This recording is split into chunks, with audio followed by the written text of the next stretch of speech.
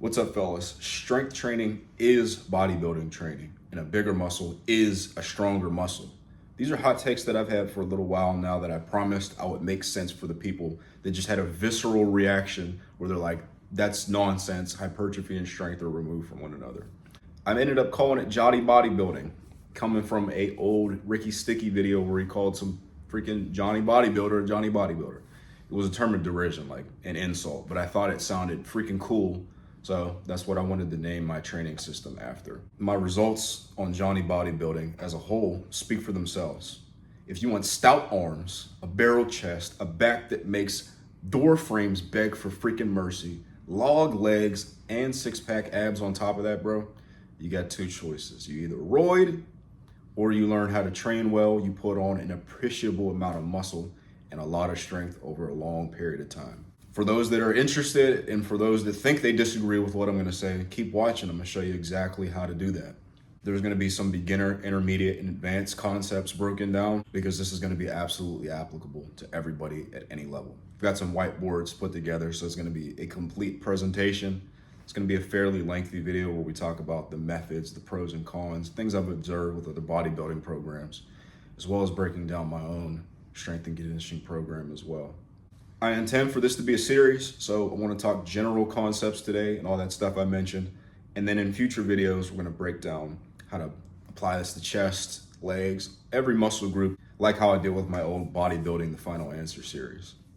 All right, fellas, so this is the part where we talk a little bit more about the ins and outs of Johnny bodybuilding as a whole, along with methods that I still use on this program where it makes sense, but methods that are exclusively only used on other bodybuilding programs that I find to have limitations. Now we'll start about that double progressions that I mentioned.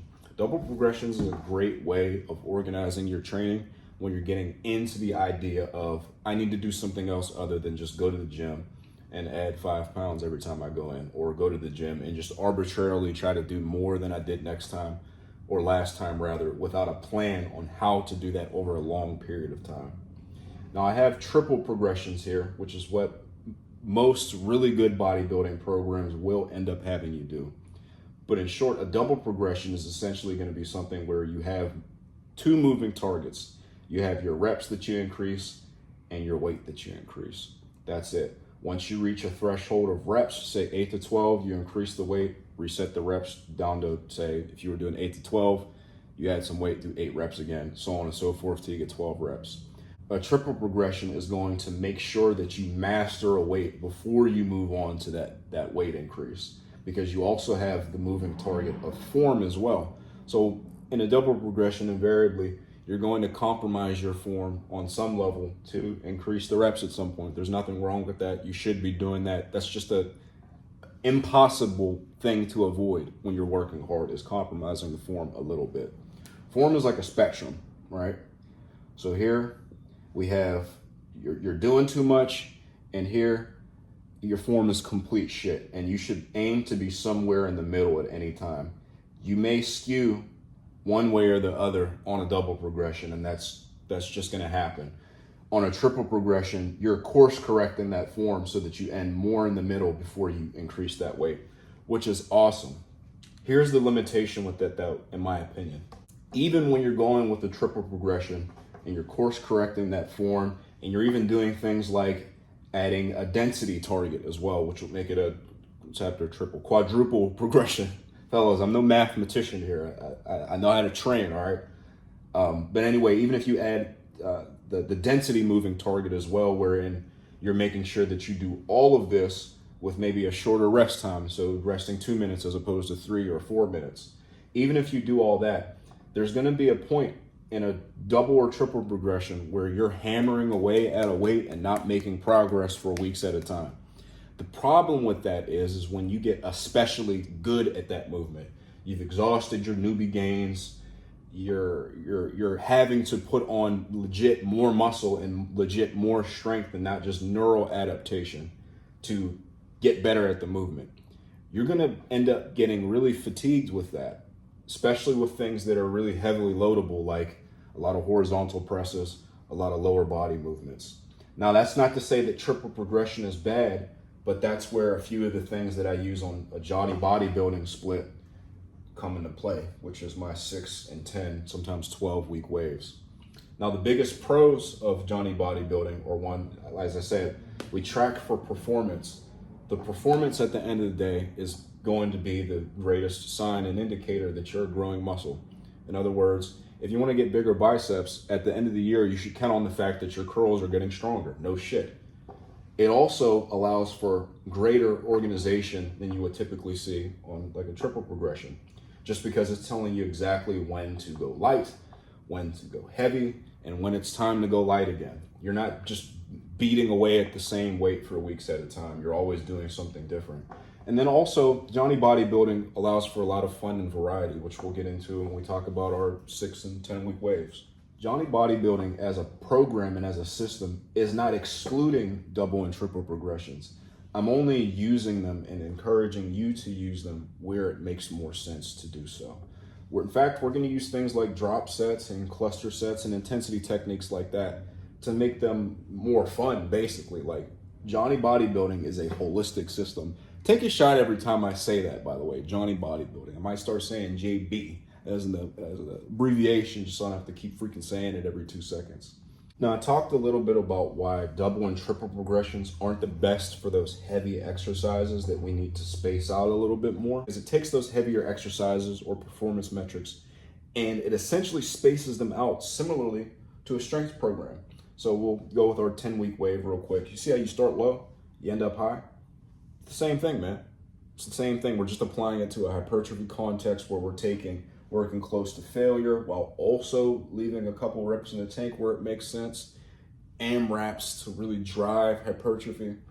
Those are things you don't typically see on a strength training program, or at least not in this way. So we're combining the organization of a strength program with the mindset and the spirit of a hypertrophy program. And as I said, the results speak for themselves. Now, on 6 and 10 week waves, and we'll start with the 10-week waves first, we'll talk about some pros and cons and how they work. You're going to start with a percentage of a 1 rep max. This could literally be something that you project on a calculator. Doesn't really matter. It's going to be accurate enough for the purposes of you working up to essentially a heavy set of 5. You're not going to be working up to a 1 rep max. So for the people that want to viscerally disagree with what I'm saying, please listen to what I'm actually going to outline for you. You're going to start at 60% and end at 87. The way that we're going to do it is broken down into 2 phases, essentially, that I like to have laid out for you. When you're in the lower percentages, so between 60 and 77%, you're going to do 2 to 3 sets, and you're just going to rep them until there's like 2 or 3 in the tank. And then on your last set, you're going to do as many reps as possible. This works even with the lighter weights because you can grow muscle in any rep range. You don't have to use heavier weights and lower reps to grow muscle. You can grow muscle with a set of 20, bro, quite honestly, which is what you're going to be doing in the 60 to 63% range more than likely. Now, this is also spread out so that each week you're going to be adding a little bit of weight, but you're still going to follow that same general trend until you get to 80% where we change it up a little bit. It's not totally different, but you're just going to do, we'll say at 80%, a top set, as many reps as possible, and then 2 to 3 back off sets, which means like after you do your top set, you're going to slice some weight off, 12 to 15%, and you're just going to match whatever rep minus a rep or 2 that you did on your top set. So say if you do 80% and you do 7 reps for your as many reps as possible set, you're going to slash off 15% and then do like sets of 5 to 7 for your back off sets. And you'll do that all the way up to 87%. And then once you get there, you drop right back down. Now, this can also be, if you want to, stretch it out to a 1 rep max, all you have to do is go from 87 to 90 to 93, and then test like 101% of your 1 rep max if 93% feels okay. You don't need to do that for hypertrophy. I do it sometimes just because I want to. But this here is where the magic is at. Now, once you get to 87%, you're gonna go right back down to 60%, and you're gonna take what you did on week 1 here, and either add 5 pounds and replicate this same workout here, or you can keep the weight the same and just beat the reps that you did and then follow that train all the way up back to 87% and do the same thing. It's a really simple, predictable system that takes out all the guesswork. It leaves room for momentum. It leaves room for fun and variety, wherein you're just going ham in multiple rep ranges. You're performing in your 20 rep sets, your 5 rep sets, and everything in between. Now, a 6-week wave is going to be pretty much the same thing, except for it's used for things like rows, dumbbell presses, things of that nature, where, in my opinion anyway, it just doesn't make sense to go lower than like 6 reps at best. This is also going to be used for like heavier curls and things of that nature. Now, we start with 20 reps and we're tracking down to lower reps. So it's kind of the opposite direction, but same idea as this graph here. The only reason I have it set up like this is that you're not going to test a 1 rep max curl or tricep extension or dumbbell press, but you can find out how much weight that you're using for 20 reps on a dumbbell press and start your program there, right? Next week, you're going to do the same thing. As much weight as you can for 15 reps, and then 1 to 2 sets with between 2/3 and 3/4 the reps that you did on this. So for a 20 repper, you're gonna do, I'm no mathematician, but I think 2/3 of 20 is 15, and then 3/4 will be like 17 reps, and then you can do 12 reps on your last set, essentially. And then for 15, you're gonna do 10 reps, and then like 8 reps, and so on and so forth. You're not just doing straight sets of 20, you're knocking some reps off every set because you're gonna get tired, right? Now, the idea to follow here is, again, lower reps equals heavier weight, just the same as here. And just the same as the 10-week wave, once you get to your lowest rep range, the week after that, you're moving right back up.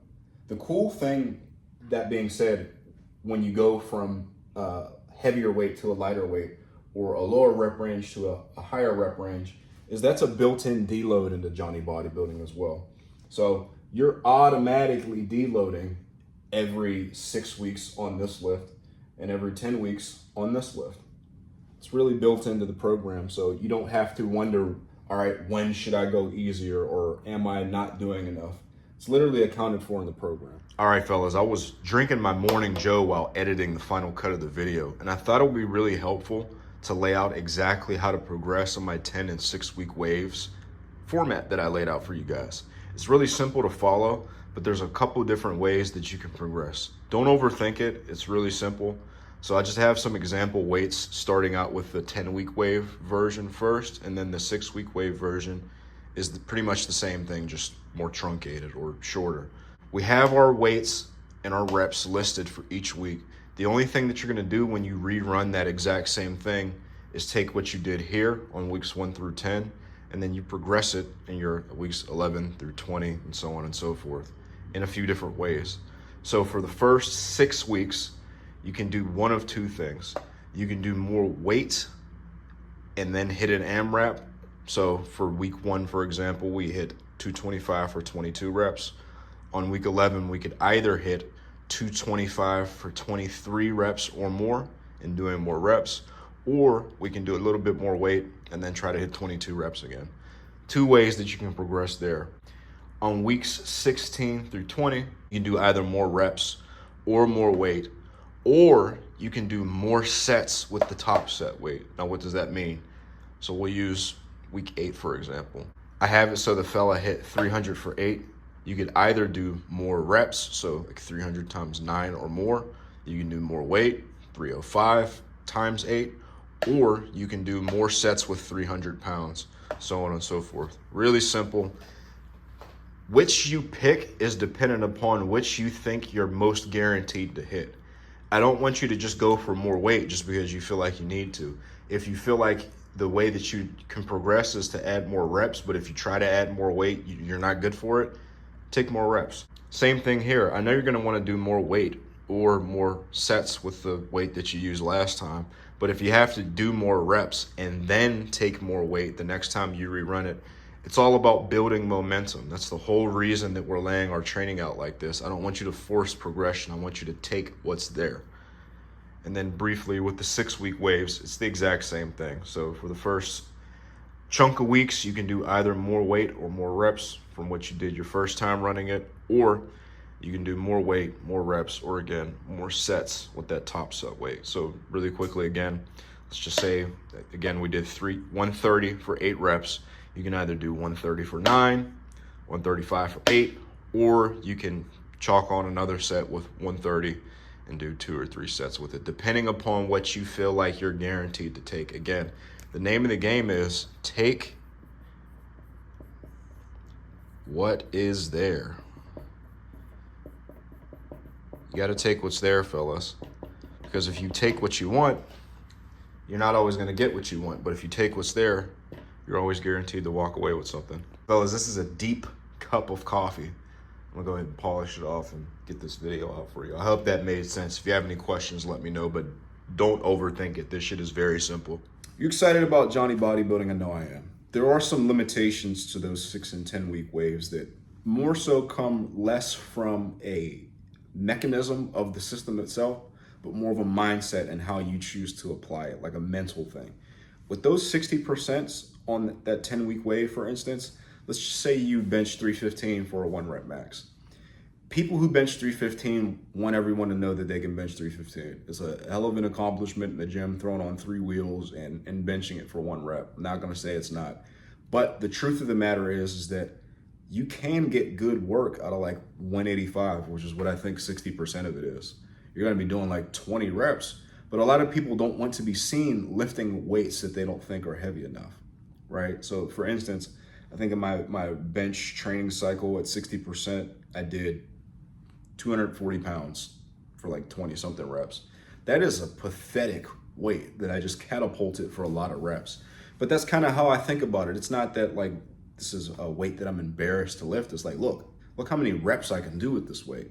And that's more so that you have to think about it as opposed to, fuck, I don't want people to see me lifting this. Because if you sandbag and you don't train hard with those lighter weights, you're essentially gonna backslide at that point because you're not training hard enough to make those light weights appreciable and to move the needle forward. The idea is that you're working relatively hard the entire time. So if you're bullshitting when the weight is lower, if you're too freaking embarrassed to work hard when the weight is lower, you're not gonna get any benefit from it. Another potential con is in following the RPE appropriately. As I said, if you're going too easy on those sets, this is what we have the AMRAPs in here to kind of correct for, on top of just being a great hypertrophy stimulus in general. You're not, as I said, going to be able to go anywhere with the program. So if you do sets of 8, 8, 8, and on your AMRAP you do like freaking 20, your first 3 sets were glorified warm-ups, bro. They were supposed to be between 2 and 3 reps in reserve the entire time. You'll get a sense for what that feels like over time. This forces you to be acutely aware of what you're capable of, which I think is a gift within the curse, a pro within the con. I talked a lot about this 10-week template. The 6-week one is largely the same as we said over there. The only difference is that I have that for movements that suit either or, not going quite as low in reps, so not going below 6 reps, or movements that just favor bigger weight jumps. Like for RDLs, for instance, I typically will use like a 6-week wave system, and then for rows and things of that nature. There's gonna be a full guide in the description telling you like, these are the movements and movement patterns that I want you to consider for 6 and 10 week waves, so you can implement that. That's more so my thinking process. Now, I mentioned performance metric a bit when I was over there on the whiteboard, just breaking everything down. I'm gonna talk more at length about that now. Performance metrics are the movements where month over month, quarter over quarter, year over year, we're gonna be looking for improvements in, or we ain't gaining no muscle. You are dreaming if you think you're gonna take your hack squat from 3 plates per side to 3 plates per side at the exact same reps and cadence and whatever, and you're gonna gain some leg muscle, bro. You're freaking dreaming, bro. You need to take that from 3 plates to 3 1/4 to 3 1/2 to 4 over a month, quarter, and yearly basis, for instance. Our performance metrics going up are going to be markers of lean tissue growth. I'm going to talk about what you want to look for when selecting your performance metrics and things to look for when selecting what would be an assistance exercise in the context of a Johnny bodybuilding program. Take another shot, I said it again. All right, fellas, so we're on to talking about performance metrics along with assistance exercises. and talking more about primary days and secondary days, where we're going to be placing these two categories of exercises. Now, as you'll see, a performance metric, unlike a powerlifting program, recognizes a bunch of different movement patterns as potential main lifts, wherein we're going to be including most or all of these at some measure in our program. To talk about what we want to look for in a performance metric, we want it to be heavily loadable. No, I shouldn't have to explain what that means. It should target our muscles well, which I had a diagram drawn on the other whiteboard, but we're going to draw it again here because I don't think I talked about it. In something targeting the muscles well, we have what I like to call the can't get right scale to the you're doing too much scale. This is in reference to our form that we're using. You should aim to be somewhere in the middle in terms of your rep quality. If you veer too far here, you're not getting an effective hypertrophy stimulus. If you're over here too much, you're not using enough weight to get an effective hypertrophy stimulus, in my opinion. It just shows in people's physiques when they're not using enough weight on an exercise for it to be beneficial. You should be somewhere in the middle. A performance metric should always be somewhere in the middle. Likewise, on a double and triple progression, where we adjust for form on that three-pronged approach, it's going to adjust our form back and forth. Now, I scribbled the crud out of that freaking diagram, but that had better have made sense. In short, we always want our performance metrics to be done with adequate form so that they're targeting our muscles well. And we also want to pick exercises in of themselves target our muscles well. The last thing that we want to look for in a performance metric is that it has many variations to use, because you're going to need to use these on your secondary days as assistance exercises. Now, again, of course, people like hearing about results. So here's how a lot of my performance metrics, those main lifts that I've mentioned over there on the whiteboard, have improved over the course of years following Johnny Bodybuilding. My arms and legs especially have skyrocketed in terms of performance. Just to name a few off the top of my head, 40 pounds on curls, because I never used to train my biceps because I thought it was lame and boring. It went from 40 pounds for 8 reps, like sets of 8, to I did 40 pounds for 28 reps the other day. And my arm here is a little mad at me. I'm having some mild tendonitis. It's getting better, but the biceps weren't 100%. And then I curled the 60s for 10s. Right, so a vast difference in performance. And same thing with the quad exercises. They're all quadier, meaning I'm targeting the quads better instead of kicking back into the hips. I'm matching or exceeding the weight that I was using with a belt, without a belt, and doing more reps with it. I think I did 225 on the split squats for 22 reps without a belt. Crazy numbers for me and a crazy improvement over what I was doing before. Hamstrings, similar, vast difference in performance. I went from using 3/4 of the stack on the hamstring curl at my gym to adding weight to the stack for like sets of 15, bro. It's crazy. And going from doing 405 on RDLs with a rounded ass back and a belt for 8 to 10 reps to doing RDLs with a completely straight back, no belt, for sets of 15 to 20, bro. Crazy difference in performance. And that's where most of my scale weight has improved, because I have put on a lot of lean mass over the past few years. That's where I've observed most of it coming from. But the muscles that I've always been good at, like the chest and the back and things like that, those have improved as well. Bench-wise, I haven't done a lot of maxing out. I went from doing 370 on the Larson press and benching 315 with leg drive for 2 or 3 reps. I've always been bad at reps, which we'll talk about when I break down my program and things that I select for. Getting better at reps on bench has made me a lot stronger in the pecs department and bigger as well. But I went from doing that to doing 315 for sets of 5 to 8. That's an insane performance. Need I say more?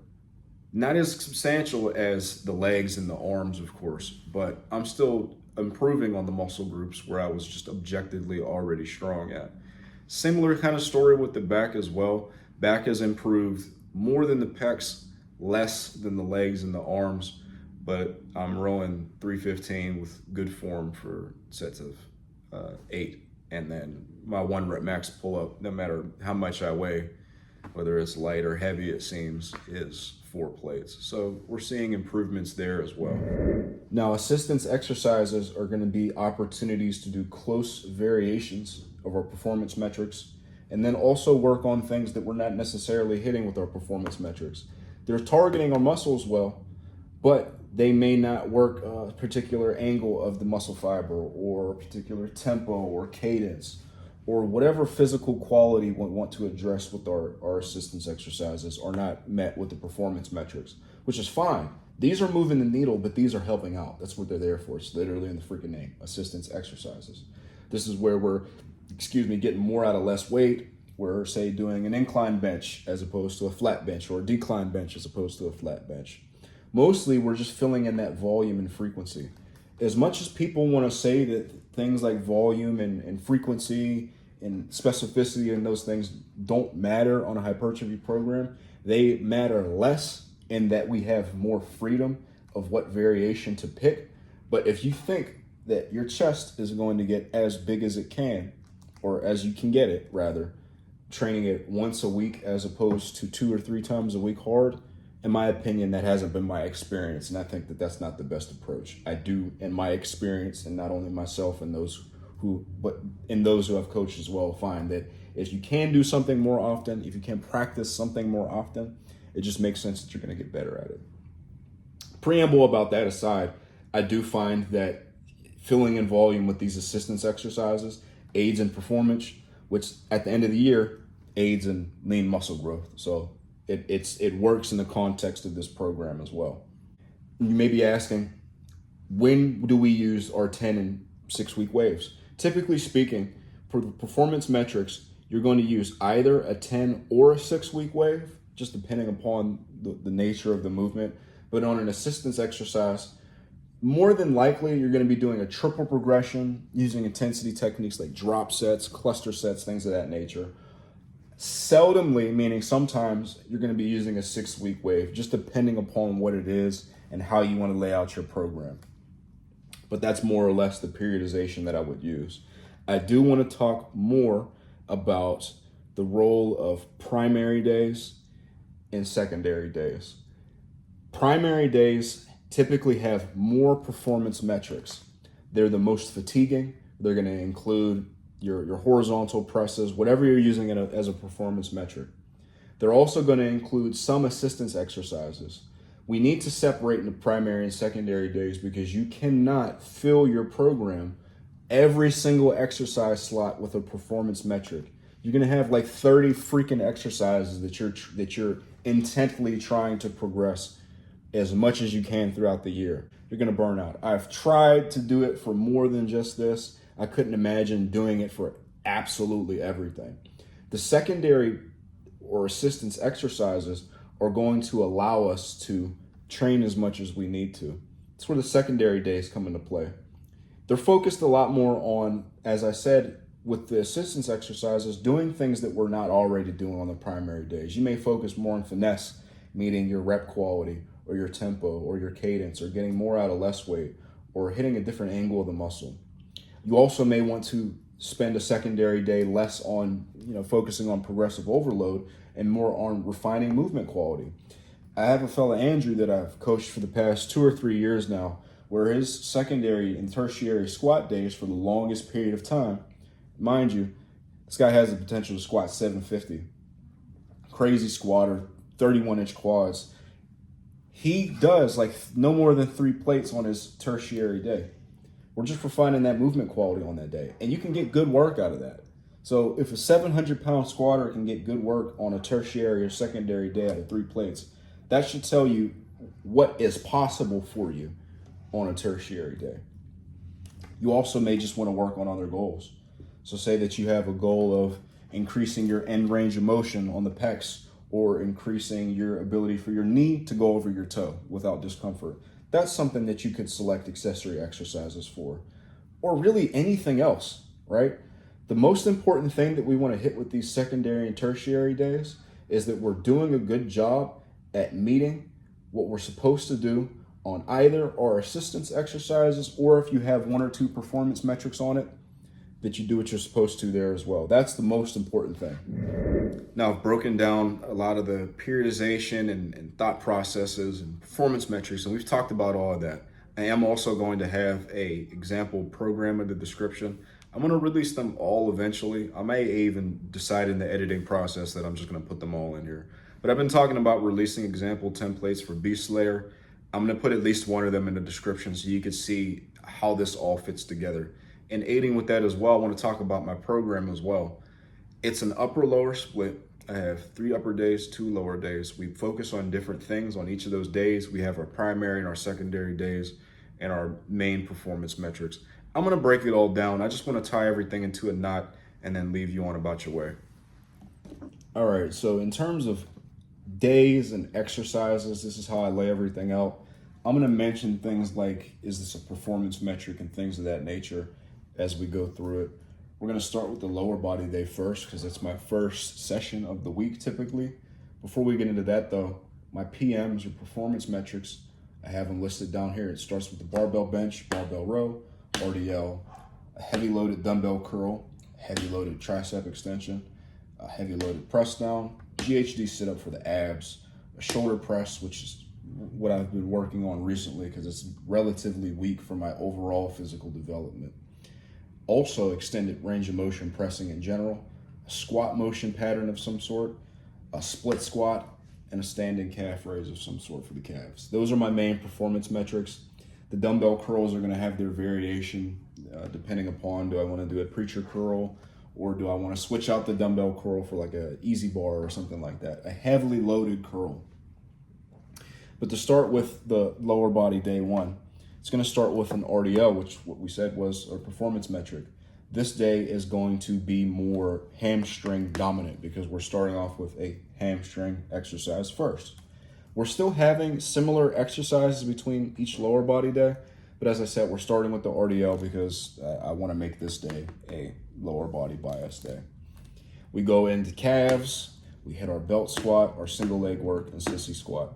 We end with the hamstring curl at the end just because I cooked my hamstrings here, and I find if I finish off the workout here, I can actually give more emphasis to them as opposed to if I just literally tried to do it like right after RDLs. I find that I'm a little pre-fatigued as opposed to putting it at the end where the hamstrings are completely fine and I could just go ham on them and finish the freaking workout. I may switch some of these exercises out or combine them into like a single slot where I do drop sets on the belt squat, and since I just destroyed my legs, I don't do the single leg work and I just do the sissy squats. But that's more or less how a lower body day would look. This is what I would consider like a primary hamstring session. I'm still working hamstrings on the other day, but as I said, since I'm a little pre-fatigued here, I'm not putting quite as much juice into them on this second lower body day as I am on this first lower body day. Now the second, or rather the first upper body session and the second session of the week is going to be like a primary bench session that is also somewhat of an arm day because you can see, although I'm doing bench first, I'm also doing arms early in the program as well. My other upper body day is more of like a shoulder day, and then my last upper body day is more of like a general accessory day where I'm not doing a whole lot compared to these two. I'm going to do 1 exercise for arms on these days, maybe 2 if I'm feeling nasty, but for the most part, this is meant to be like a recovery session for these 2. I'm hitting forearms and abs on this with our performance metrics of GHD sit-ups, and it's just overall a really fun day. The secondary day is, as I said, going to be assistance volume and working on things that I'm not working on that first upper body session. I do not have an extended range of motion press on that first day. My very first exercise on my upper 2 is a Canberra bar bench press. I do not have any overhead work on that first upper body day. I'm doing a seated overhead press. I'm doing lateral raises. I'm doing rear delt flies. This is more of a shoulder day. We're still working the arms, of course, but it's later in the workout, and we're still working abs as well. Same trend with upper 3. Now, the very last thing that I'm going to talk about before we go into the last thoughts and finishing touches with this video is the primary quad session. literally we're starting with squats. We're putting more energy into quads because we're doing squats first. We're still doing hamstring curls, but they're done a little differently in this. As I said, I can't put as much emphasis if I put them after something heavy like a squat as if I give myself a lot of rest and then do them at the end. But we're still pretty much working everything. And as I said, similar trend. The quads get a lot of rest in between doing squats here and leg extensions here. So I'm able to put more emphasis on them here than if I were to do them earlier in the program. The line of logic is consistent. This is something that I've thought about and constructed for myself, for something that makes sense for me. All right, fellas, it was a lot of fun going over Johnny Bodybuilding as a whole, talking about my program a little bit. As I said, I'm gonna have programs in the description that are fully customizable, a few templates as well that you can use with what you learned today and run them a little bit better. I've hoped you've learned a lot and you heard things that you haven't heard before, because this is something I've been cooking that I'm really excited to share with y'all. Let me know, what muscle group do you want me to break down next? It won't be like a general overview. It'll be like we're talking about chest here, and I'll draw like a chest diagram and a jacked character on the whiteboard. I can draw pretty well on the whiteboard for those that are new to my whiteboard videos, but y'all go ahead and vote in the comments which muscle group you want me to break down first in our series of Johnny Bodybuilding videos.